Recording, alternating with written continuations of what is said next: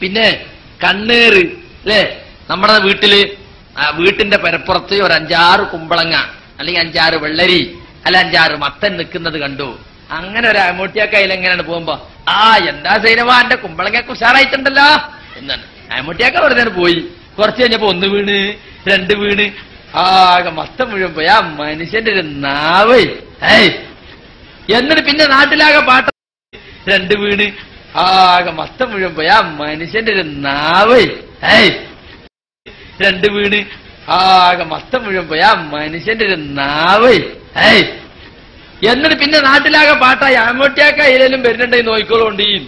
അതാണ് എന്തെങ്കിലുമൊക്കെ ഉണ്ടായാൽ നമ്മളെ ആളുകൾ അപ്പൊ എന്തെങ്കിലുമൊക്കെ ഇട്ട് മറച്ചു വെക്കും. എന്തെങ്കിലും ഒരു മത്തനുണ്ടായാൽ അതിന്റെ മുകളിൽ പട്ടയും പാളയൊക്കെ കൊണ്ടുവന്ന് വെക്കും. എന്തിനായി? കണ്ടാ വല്ലോനും പറഞ്ഞളയും. അപ്പൊ നാവേറ് തട്ടും. നാവ് കൊണ്ടുള്ള ഏറ്, കല്ലുകൊണ്ടുള്ള ഏറും വാളുകൊണ്ടുള്ള ഏറും ഒക്കെ കേട്ടിട്ടുണ്ട്. നാവ് കൊണ്ടുള്ള ഏറുണ്ട്, നാവേറ്. പിന്നെ കണ്ണുകൊണ്ടുള്ള ഏറുണ്ട്, അതാണ് കണ്ണേറ്. ഇങ്ങനെ യഥാർത്ഥത്തിൽ അവിടെ നമ്മൾ ഒക്കെ കേട്ടിട്ടുണ്ട്. നാവ് കൊണ്ടുള്ള ഏറുണ്ട്, നാവേറ്. പിന്നെ കണ്ണുകൊണ്ടുള്ള ഏറുണ്ട്, അതാണ് കണ്ണേറ്. ഇങ്ങനെ യഥാർത്ഥത്തിൽ അവിടെ നമ്മൾ ഖൈറും ശർറും അള്ളാഹുവാണ് ചെയ്യുന്നത് എന്നുള്ള വിശ്വാസത്തിന് ഘടകവിരുദ്ധമാണ്. കാര്യകാരണ ബന്ധങ്ങൾക്ക് അതീതമായിട്ട് നന്മയും തിന്മയും വരുത്താൻ പടച്ചവനെ കൊണ്ട് മാത്രമേ സാധിക്കുകയുള്ളൂ.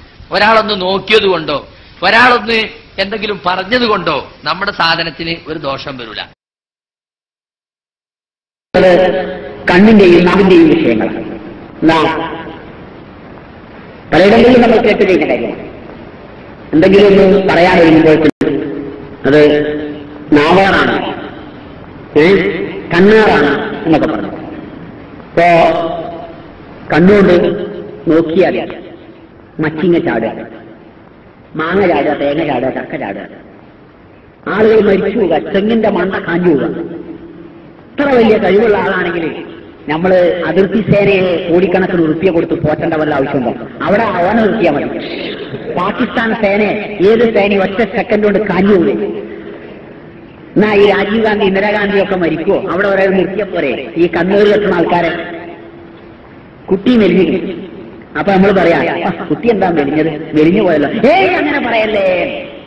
പറഞ്ഞാൽ എന്താ കുട്ടി മെലിയല്ല? എന്നാ ഈ തടി കൊണ്ട് വിഷമിക്കുന്ന ആളുകൾ ഡോക്ടേഴ്സ് ഒന്നും പോകണ്ട. ഇറ്റ കാര്യം തോന്നോ? മാങ്ങ ചാടുക, തേങ്ങ ചാടുക, ചക്ക ചാടുക, ആളുകൾ മരിച്ചു പോവുക, തെങ്ങിന്റെ മണ്ട കാഞ്ഞു പോവുക. ഇത്ര വലിയ കഴിവുള്ള ആളാണെങ്കിൽ നമ്മള് അതിർത്തി സേനയെ കോടിക്കണക്കിന് ഉറുപ്പിക കൊടുത്ത് പോറ്റേണ്ട വല്ല ആവശ്യമുണ്ടോ? അവിടെ അവനെ നിർത്തിയാൽ മതി. പാകിസ്ഥാൻ സേനയെ